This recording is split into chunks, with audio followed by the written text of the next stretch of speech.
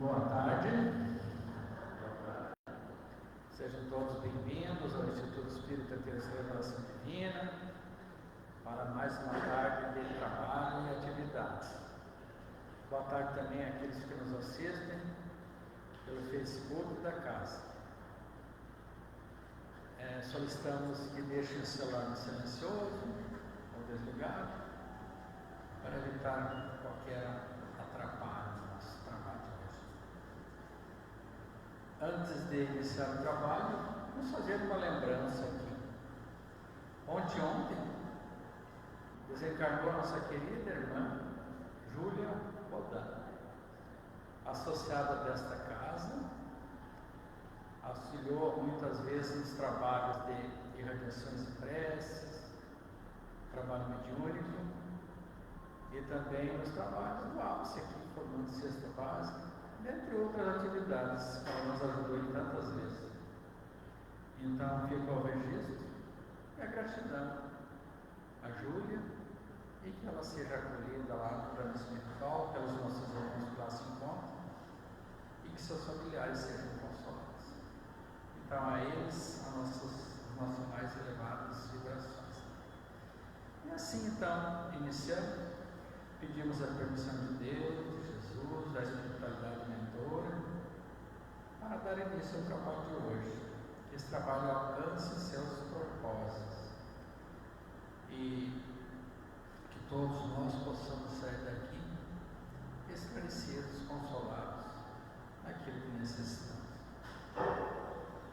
E antes de passar a palavra para a Janete, lembrando que nós temos trabalho na casa nas segundas-feiras, às 20 horas, trabalho público, terça-feira por horas também às 20 horas, quarta-feira às 16 horas e sábado às 16 horas. Os trabalhos públicos. Quem precisar de atendimento fraterno, chega, conversa lá com a nossa recepcionista, que será encaminhado. Feito isso, então, vamos iniciar o nosso trabalho de hoje, convidando a Janete, que vai nos falar um pouquinho, então, a respeito do ponto de vista. Tá bom, Janete? Boa tarde, meus irmãos. O nosso tema hoje é o ponto de vista do Evangelho segundo o Espiritismo, capítulo 2. Este ponto de vista nos fala da vida futura, da vida depois desta vida, da vida espiritual. Então eu começo perguntando aos irmãos, se nós formos pensar hoje, neste momento, nós estamos preparados para a vida futura? Nós estamos preparados para a vida espiritual? Se nós desencarnássemos neste momento, estaríamos prontos para a vida espiritual? E o que é essa vida espiritual? Que ponto de vista é este? Nós aqui reencarnados, ocupando essa matéria, esse corpo físico, tendo uma personalidade, com o nosso dia a dia, com a nossa rotina, com o nosso trabalho, com as nossas coisinhas, as quais nós temos apego, e são muitas, porque nós temos fartura. Como encarar a vida espiritual e como descrever essa vida espiritual?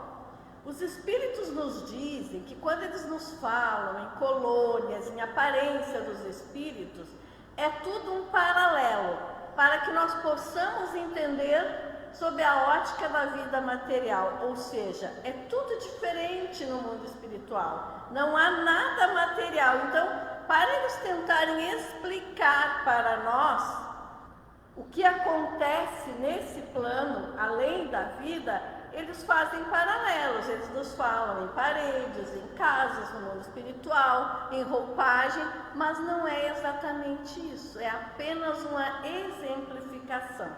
O Livro dos Espíritos, lá na questão 88, nos diz que o espírito não tem forma, não tem roupagem, não tem cor, e que ele para nós é uma centelha, uma faísca, um facho de luz.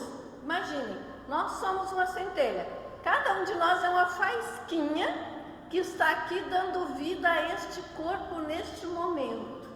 E aí a gente fica pensando, como é essa minha faísca, esse meu facho de luz? Pois o Livro dos Espíritos nos diz que, de acordo com a evolução do espírito, essa faísca pode ter um brilho bem opaco que se estende até o brilho do rubi. Ou seja, quanto mais evolui o espírito, mais puro é o seu brilho, mais pura é essa faísca, mais luz apresenta essa faísca, esse clarão. Então, talvez, se nós nos olhássemos no espelho hoje, espiritualmente, aparecesse algo bem opaco e nós não gostássemos, ou só uns pontinhos de luz. Eu acredito, sinceramente, que cada um de nós tem já vários pontinhos de luz. Já temos algum conhecimento, já somos mais pacíficos, então nós temos os nossos pontinhos de luz, as nossas pequenas faíscas, fazendo parte desse clarão que está caminhando para a evolução. E o Evangelho nos diz nesse capítulo que para nós termos uma ideia do quão pequena é a nossa visão, nós deveríamos fazer a seguinte comparação: se nós estivermos em cima de uma montanha, nós vamos nos enxergar a todos como formiguinhas. Se nós formos aqui no centro de Porto Alegre, num prédio bem alto aqui no bairro, o que nós enxergamos lá embaixo? Formiguinhas, não é assim? Essas formiguinhas se apresentam todas da mesma forma. Mas quando nós nos aproximamos, alguns cheios de vaidade, de orgulho, de presunção, se supõem melhores do que os outros. É o nosso lado opaco, é a nossa sombra psicológica. Então nós temos que ter esta convicção de que há uma vida futura, de que nela só vai a nossa faísca, o nosso clarão, como se apresentar, e que o nosso corpo físico. Nosso corpo físico fica aqui. Estamos prontos para essa realidade? Nós temos consciência de que já vivemos inúmeras vidas? Recentemente, num congresso, acho que foi no Uruguai, um palestrante apresentou um estudo que ele fez. Ele fez uma média em que ele chegou à conclusão de que cada um de nós tem pelo menos umas 1.500 vidas. Vejam bem, e é mais ou menos isso. Quantas nós lembramos? Grande parte de nós não lembra de nenhuma. E quem lembra, lembra de um pedacinho, de uma ou de outro. Mas que seja, 1.500 é uma média, não se tem como saber, mas é um mínimo. 1.500 personalidades, 1.500 grupos familiares, 1.500 profissões, quem sabe? Quantas dores em 1.500 vidas? Quantos lugares já renascemos? Quantos corpos físicos nós ocupamos? E quantas vezes nós morremos, desencarnamos e ainda temos medo de desencarnar? Só por aí nós podemos analisar o nosso grau de evolução, como está o nosso ponto de vista em relação à espiritualidade. Ah, mas eu ainda tenho medo de morrer. Eu ainda sou apegado aos meus bens. Nós sabemos que nós não vamos levar nada. O que vai com o espírito quando ele desencarna? É aquele sentimento que ele guarda dentro de si. É a consciência tranquila ou a consciência agitada por ser devedor no âmbito moral. É o coração lotado de amor ou vazio do egoísmo, da ambição, da vaidade. É só isso que nos acompanha. É só isso que vai para essa vida futura, que na verdade é a única vida que nos compete. E o Evangelho nos diz, com essa expressão, que aqui nós estamos de passagem num país ingrato, uma expressão do Evangelho, lá do capítulo 2. Estar de passagem como num país ingrato. Por quê? Porque nós temos dores. Porque nós temos sofrimentos. Porque nós estamos num planeta de provas e expiações. Então, o nosso ponto de vista, novamente, ainda é reduzido, porque nós precisamos de provas e expiações. Outro dia, uma jovenzinha na casa espírita me disse assim: como espírito evoluído aqui se nós ainda temos intestino? Não é verdade? É o nosso corpo físico que ainda precisa de intestino. É maravilhoso, é um sistema perfeito, mas olhando sobre essa ótica ainda é precário. Nós temos o intestino. Nós precisamos nos alimentar e expelir os nossos restos para a natureza. Esse é o nosso nível de desenvolvimento. Comparando isso com a centelha, com o brilho do rubi, como um espírito mais evoluído, quantas vidas nós teremos ainda? Quanto nós teremos que modificar o nosso ponto de vista? Nós que brigamos no espelho por um fio de cabelo que está torto, por uma ruga que nos incomoda, por a gordurinha da barriga que salta e que todos nós temos. Somos nós esses espíritos da vida futura. Somos nós desse planejamento divino. Mas como modificar tudo isso? Aprendendo a amar. Aprendendo a olhar o ponto de vista de cada um aqui na Terra. Vou trazer uma história do Divaldo, que eu gosto muito, e hoje de manhã ainda contém outra palestra, mas eu acho que se adapta a esse ponto de vista. O Divaldo, em suas andanças, e essa história está lá no livro Semeador de Estrelas, da Sueli Caldas Schubert.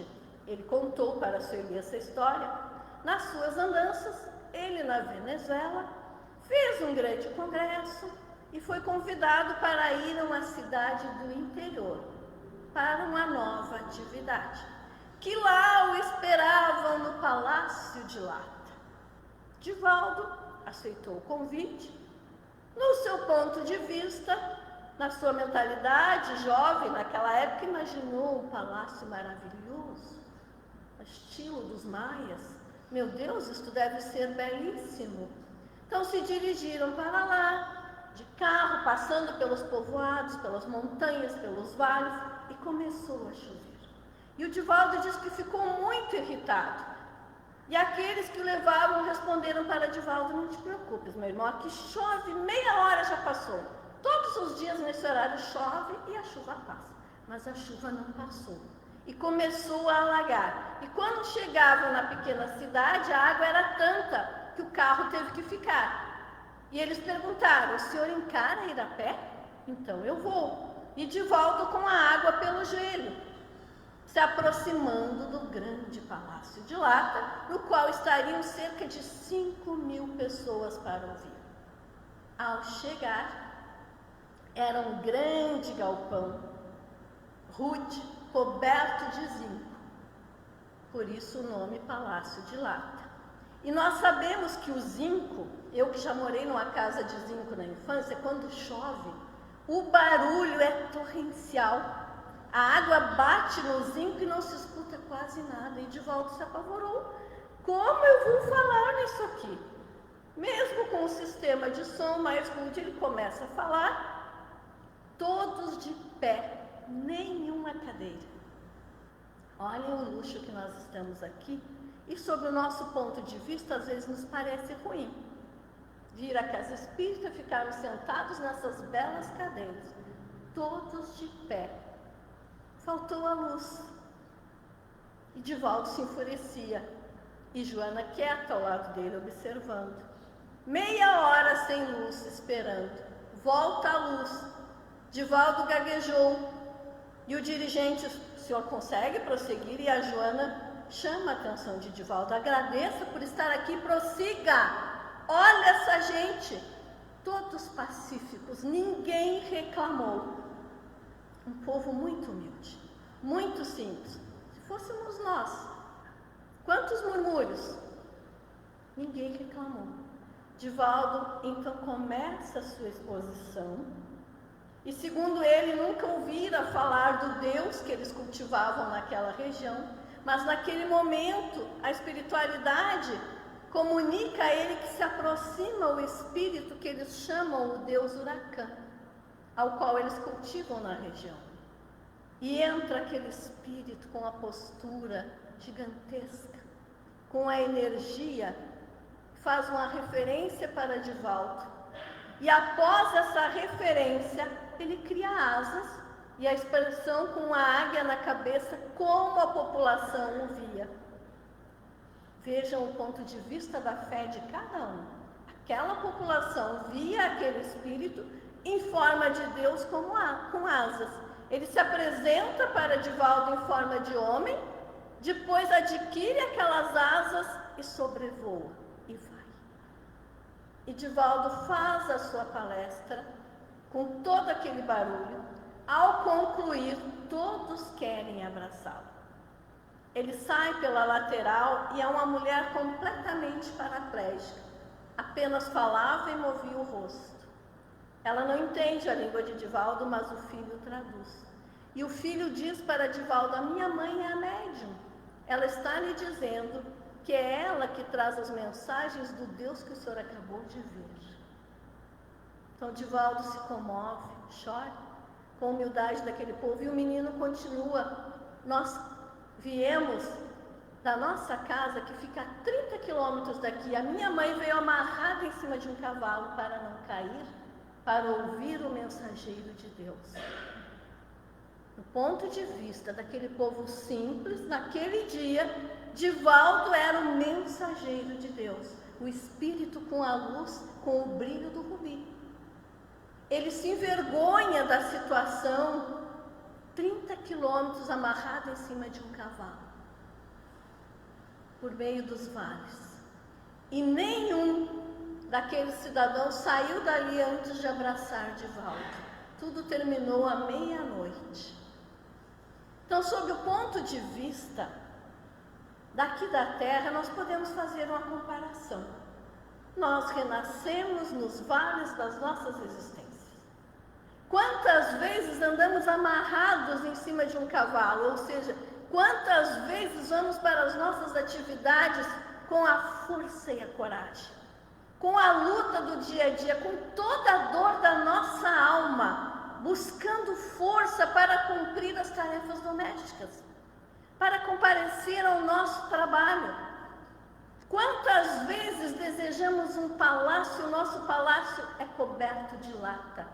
E quantas vezes aguentamos o barulho da chuva batendo no zinco, os problemas nos visitando, os problemas retornando, a doença, a dificuldade, o barulho que parece não cessar, aquele problema que não se afasta, e que nós nos perguntamos: até quando? Até quando o barulho no zinco? Até quando esse problema? Até quando essa dor? Até quando a luta nessa existência? E alguns olham apenas para si mesmos e dizem assim: o meu problema, tudo que eu passei, a minha dor, a minha dificuldade, e esquecem que nesse palácio de lata, que é a vida terrena, estamos todos no mesmo lugar, muitas vezes sem cadeira, sem um lugar para sentar, sem alguém para nos socorrer, tendo apenas que chorar as nossas lágrimas e ainda assim acreditarmos na espiritualidade. A espiritualidade vem de acordo com a nossa fé. Se eu acredito nos santos, os espíritos se apresentam para nós por compaixão na forma de santos. Se eu acredito em anjos, eles se apresentam também por compaixão, por piedade, em forma de anjos com as suas asas, porque eles entendem a nossa pequenez, porque o espírito não tem forma, porque a nossa essência é apenas esse clarão, essa faísca. E todos nós queremos nos tornar esses anjos, esses espíritos de luz. Então, muitas vezes estamos reunidos no barracão da dor, sob o forte abalo da enxurrada batendo no zinco. Mas quando nós confiamos, quando nós acreditamos em Deus, em Jesus, nós sabemos que vale a pena permanecer até o fim, mesmo sem sentar, mesmo sem sossego, esperando as últimas palavras, esperando o alimento da nossa alma, que só vem com a luta, que só vem com o aprendizado. Então, da espiritualidade, os irmãos nos olham e fazem o possível para nos ajudar, mas nem sempre nós permitimos, porque nós nos concentramos na nossa matéria. Eu, o meu corpo, a minha vida, a minha roupinha, o meu carro, a minha casa. E esquecemos que somos essência, Então os espíritos se aproximam. Jesus está sempre ao nosso lado, mas somos nós que temos que abrir a porta. Somos nós que temos que acreditar. Nós acreditamos que somos espíritos? Nós acreditamos que somos essa centelha infinita, imortal? Ou em algum momento nós tememos que tudo acabe com a morte? Não falo de ficarmos tristes com a morte, ficamos. É uma separação, é um adeus, é um até breve. Ficamos tristes. É normal chorar, sentir saudade, mas falo de acreditar que a vida continua, que é além daqui, que o nosso lar não é aqui, que nós estamos de passagem. Sob este ponto de vista, tudo aquilo que eu deixo para depois, eu não estou cumprindo. Eu não posso perdoar amanhã, eu tenho que perdoar hoje. Eu não posso deixar para ter forças amanhã, eu tenho que ter hoje e fazer aquilo que me compete. Vencer o meu medo, vencer os meus desafios, dar a mão a Jesus, acreditar na espiritualidade e seguir firme no meu compasso, com todas as minhas dores. O nosso palácio de lata é tão frágil. O nosso corpo é frágil, a nossa casa é frágil, a nossa conduta, infelizmente, está fragilizada nos últimos tempos. Quando nós acreditamos na vida futura, isso restabelece os nossos princípios morais. Que se eu tenho uma vida futura na qual eu vou responder, eu tenho que agir com ética agora. Eu tenho que alavancar a minha moral, eu tenho que amar agora, eu tenho que ajudar agora, eu tenho que fazer tudo agora. Porque do lado de lá eu vou prestar contas. Para quem? Para mim mesmo. Para a minha consciência. Então não adianta eu querer retornar para a espiritualidade como um espírito de luz, com esse brilho do rubi que poucos têm. Se eu nada faço, se eu só vejo dificuldades. Divaldo conta que naquela ocasião foi uma lição para ele, que a partir daquele dia ele reclamou menos, olhando aquelas pessoas tão simples, que se deslocaram a cavalo, a pé, de Kombi, por diversos quilômetros, que ficaram ali da tardinha até a meia-noite de pé, debaixo de chuva, onde a água entrava pelos lados do barracão para ouvir aquele que eles consideraram o emissário de Deus. É uma mudança de paradigma.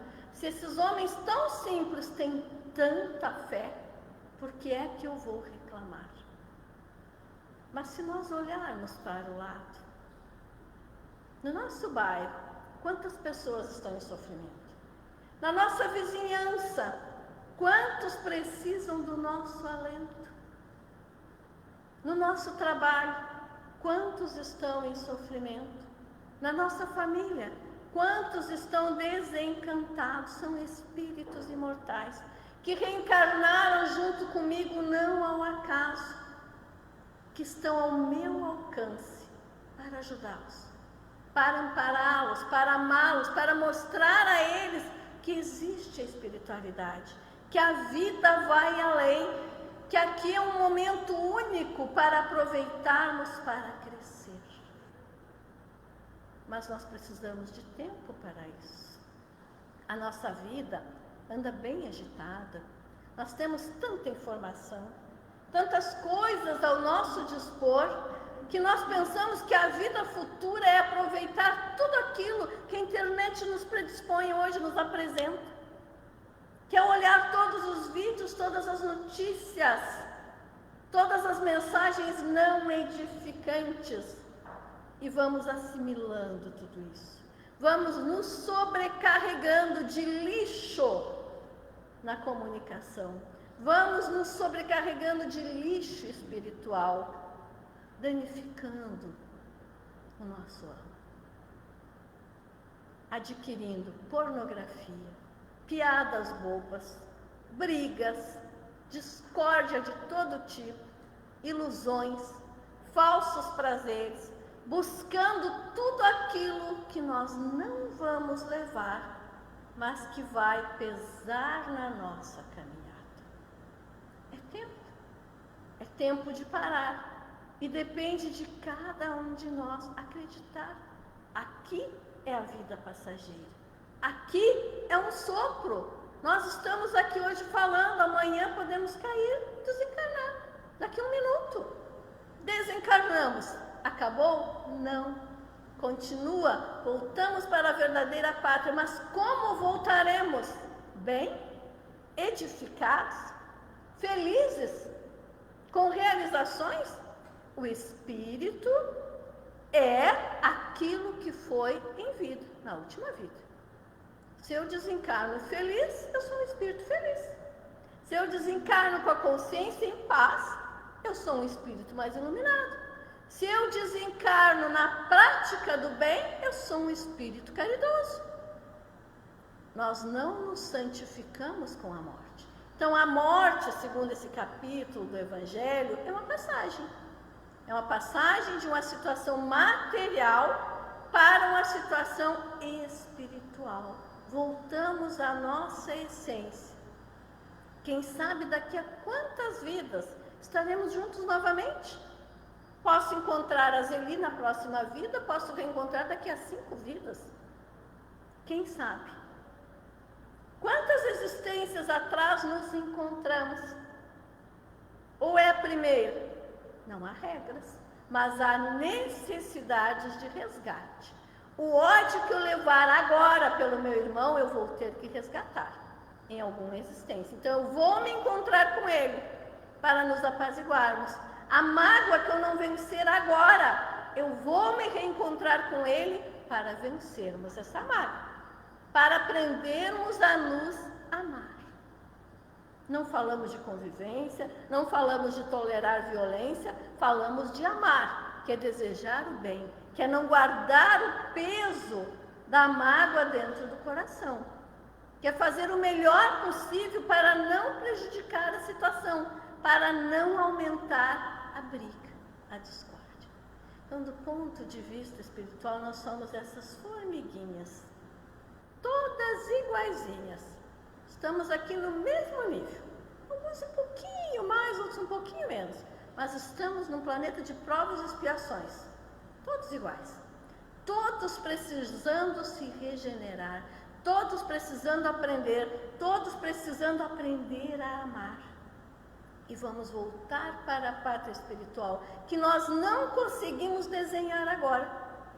Como pensar num clarão? O que esse clarão faz na espiritualidade? Ama, pensa, constrói, continua. Mas como imaginar a construção do espírito? Sabemos o quanto é difícil para nós. Justamente, novamente, porque ainda não temos a devida compreensão espiritual. O que fazer? Estudar, aprender, amar, ser bom, ser ético, alcançar uma moral cada vez mais elevada e construir o nosso palácio do bem. Porque atualmente o nosso palácio é de lata, porque ainda está muito aquém da luz dos mundos mais elevados. O nosso palácio é de lata no sentido de que é bem imperfeitinho, mas é aquele que nós precisamos estar aqui. Nós precisamos aprender no contexto em que estamos hoje e não podemos nos revoltar. Então sejamos gratos a Deus. Ponto de vista da vida futura, agradecer a Deus todos os dias pelo nascer do sol, pelo alimento, pelo corpo físico e por todas as dores que nos ensinam a ser melhor, que nos alavancam o crescimento espiritual. Porque a vida aqui não é só de flores, de alegrias. As dores são essenciais no estágio em que nós estamos, para nós superá-las, para nós vivenciarmos com resignação, para nós desenvolvermos a coragem, mas acima de tudo, para nós desenvolvermos a caridade, porque é nos momentos de dor que nós aprendemos a nos ajudar. E quando nós nos ajudamos uns aos outros, nós nos conectamos. E conectados, essas pequenas faíscas podem, quem sabe, formar um clarão de rubi.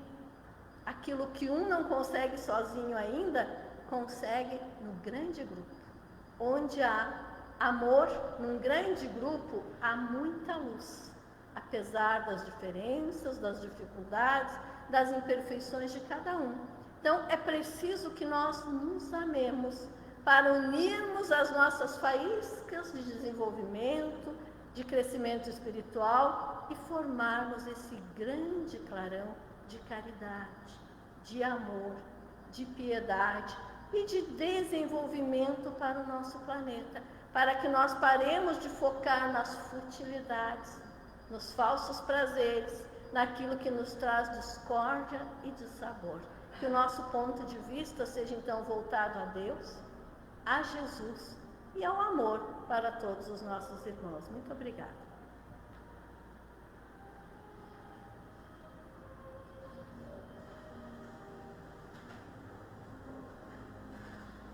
Nossa gratidão a Janete pelas reflexões de hoje. Que a gente possa então refletir a respeito do nosso ponto de vista, que de fato esperamos para a vida futura. É o que estamos fazendo aqui. E nesse momento, então, vamos à segunda parte do trabalho de hoje, que é o atendimento espiritual pelo passe. Então, convidamos os médicos, aplicadores de passe, para se posicionarem, para a gente dar início à assistência espiritual. Enquanto isso, convidamos a todos para permanecermos com pensamentos e sentimentos elevados. Pensamento na saúde, pensamento no mundo de paz, pensamento na paz e na harmonia da família, pensamento no bem-estar, na leveza do ser, na fé, na esperança e na confiança em Deus. Deus é que nós louvamos e agradecemos por esta oportunidade a mais que nos concede para as nossas experiências neste mundo e para a nossa evolução espiritual. E a quem pedimos, também por Jesus e com o auxílio da espiritualidade mentora, também dos nossos espíritos guias, nossas guardas, que possamos cada vez mais abrir as nossas mentes para a compreensão, a nossa fé e a nossa esperança na solução dos problemas que a vida nos apresenta para o nosso crescimento espiritual. Que cada um receba nesse instante e leve consigo para a sua família todos os fluidos espirituais que ele necessita para o equilíbrio do seu corpo, da sua mente, do seu espírito, da paz interior, da paz em família, da paz em sociedade e da paz neste mundo em que vivemos. Que todos nós, as nossas famílias, a nossa sociedade e o nosso planeta sejam envoltos neste momento numa psicosfera de amor, de paz, de harmonia. Que Jesus abençoe a todos nós e assim possamos retornar para os nossos lares renovados, confiantes em dias melhores e na vida futura. Que assim seja. Fiquem onde estão, o passe ainda está sendo transmitido.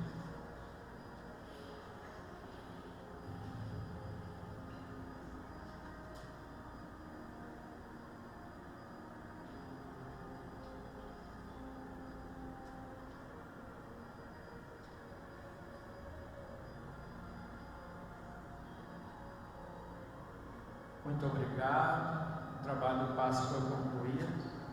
Desejamos uma boa tarde, um bom fim de semana a todos.